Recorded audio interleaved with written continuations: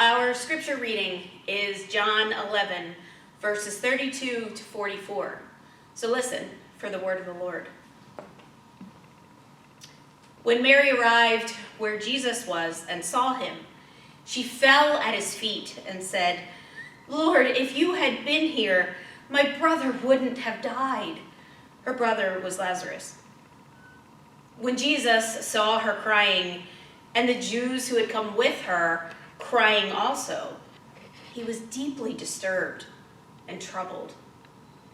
He asked, "Where have you laid him?" They replied, "Lord, come and see."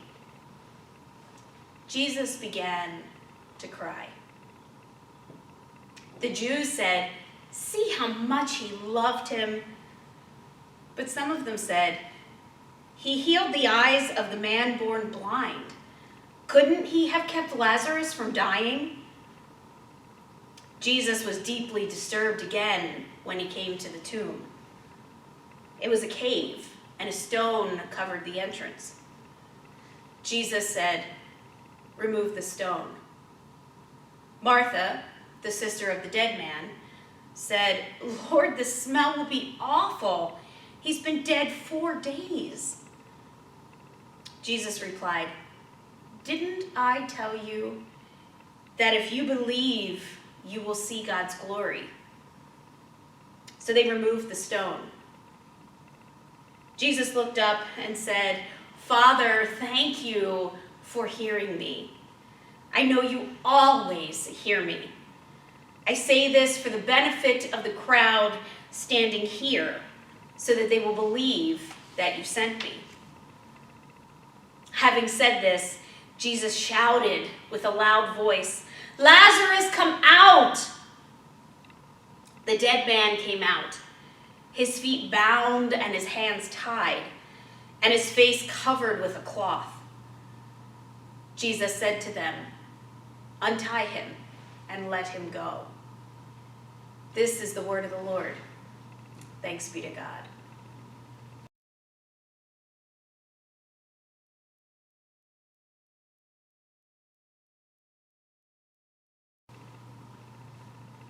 You're watching this video today because the church is closed. Our church is closed not because there was a water main break or we had a massive snowfall the night before worship. There's nothing wrong with the building.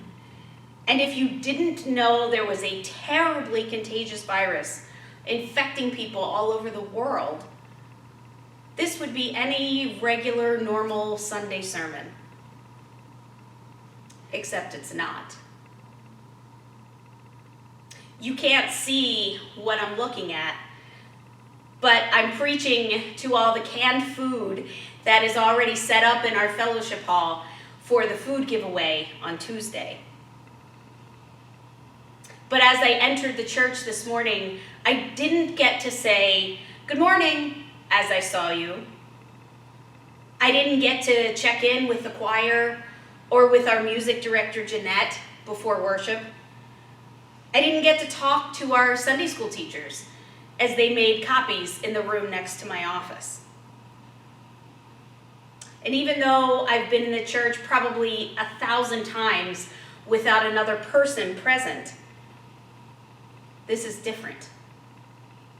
Everything is different. And everything is going to continue to be different for a while. Even after this is all over, this is going to be another one of those stories that we tell future generations, like the stories we tell about where we were on 9/11, or what we were doing when we heard Kennedy was assassinated. And those of us who are old enough to have those stories, this is just going to be another one of those stories to add to our individual tragedy files. Because that's what tragedy does.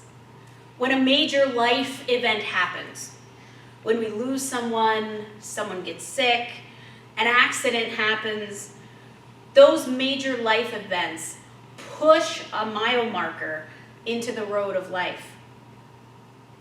Now, once we're past it, we can look back and remember where we were when we heard the news about insert tragedy here. And so that brings us to Mary, Lazarus' sister, who was in mourning. Jesus, Mary, and Lazarus, before all this, they knew each other. Earlier in John 11, we're told that Jesus loved both Mary and her sister Martha and their brother Lazarus. So Lazarus wasn't just some random guy to Jesus. He was a friend, and so were his sisters. And when Lazarus got sick, Mary asked Jesus to come and visit. And Jesus did something that seems cold, uncaring, and really out of character for him. He declined to visit the sick Lazarus. He was across the river and just 2 miles from Lazarus, which is travelable. In fact, Jesus didn't actually show up until 4 days after Lazarus was dead and buried. So he sure took his time getting there. And when Jesus showed up, Martha did what we all would have done and said, "You know, Jesus, if you had come when I asked you to, Lazarus wouldn't have died." And so this dialogue happens between Martha and Jesus, and then Mary enters, and she ends up asking the same question of Jesus. "You know, if you had come when I asked you to, Lazarus wouldn't have died?" So Jesus then went to visit Lazarus in the tomb, and verse 35 says, Jesus began to cry. Let that sink in for a second. Jesus grieved. Jesus wept. Jesus knew Lazarus was dead before he got the news, but he still cried. Jesus also knew Lazarus would be alive again in a few minutes, but he still cried. And Jesus knew death wasn't the end, and he knew the world beyond death better than anyone. But still, he cried. Jesus began to cry. Earlier this week, I read a short article called "That Moment When We Burst into Tears" by the Reverend Dr. Jan Edmiston, who is one of the co-moderators of our denomination, the Presbyterian Church USA. In the article, she talks about this new normal under the coronavirus as grief. And part of the grief is because we're sequestered from one another and quarantined in our homes. We can't worship. We can't visit family. We can't hang out after work. We can't even be within 6 feet of another human being. So I had my moment while I was on vacation. And this was a vacation I had planned right after Christmas for mid-March. And I was going to have niece and nephew time. I was going to take day trips with my mom. And I was even going to get 2 Friday night family dinners with all of my family in the Philadelphia area. Guess how much of that happened? None of it.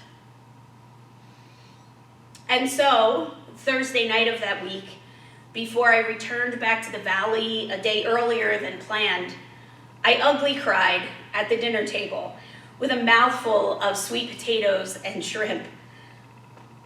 I cried because I was scared for myself, for my family, for the church, for the world. And as someone who loves horror movies and has seen a lot of zombie and apocalypse films, you'd have thought it wouldn't hit me quite as hard, but it did. And I imagine that's the same reason that Jesus wept for Lazarus. He saw his friends, Mary and Martha, sad, worried, scared. He felt the constant presence of the authorities who were always on his back, following him around. And Jesus felt the pressure of what was coming next week, of his betrayal, denial, physical torture, death, and resurrection. He knew the world was full of pain and regret and loss and depression and devastation, and he wept. Because even when you know the ending, it doesn't mean that you can't cry at the sad parts. So you all know this. We all have that movie that we've seen more than once, and we cry at it every time we watch it. Even though we know the Titanic sinks and takes 1,500 people down with it, when Rose lets Jack's hand go and he sinks down into the water, we well up each time. Songs have the same power. And there are a lot of things in life that can trigger grief. And so that's where we are right now. We're grieving the loss of the old normal, the way the world worked. We're grieving the things in life that we're missing out on while we're quarantined.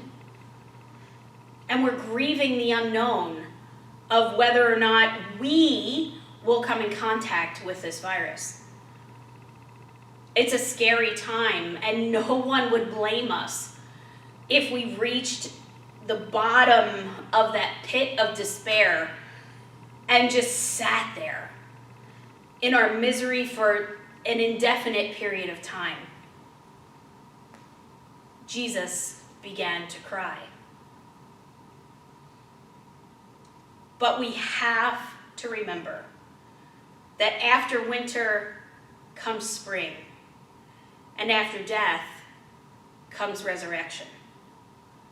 When Jesus raised Lazarus from the dead, the first words Jesus said were, "Unbind him and let him go."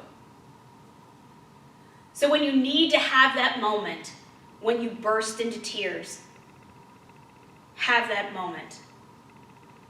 Feel the emotions that come with being trapped in the house because the world outside is unsafe. Jesus wept, and there's no reason why each one of us can't.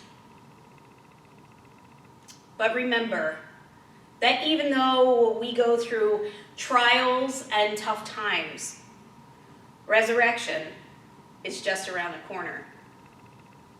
So stick that mile marker into the road of life called COVID-19 and count it as another one of those tragedies, which you'll always remember where you were, and then share the stories of memories of being quarantined. Stay inside, stay safe, and wash your hands. Amen.